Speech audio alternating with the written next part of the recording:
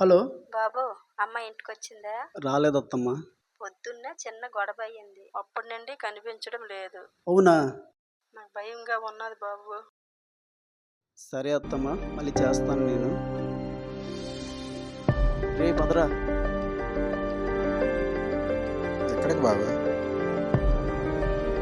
Railway స్టేషన్కి ఎందుకు బాబా? బాబా ఆగు బాబా. బాబా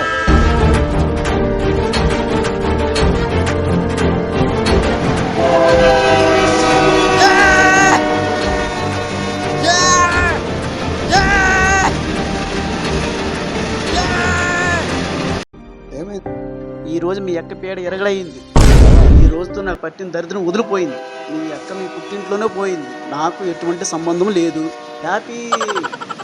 బాబా అక్క అయిపోయాను.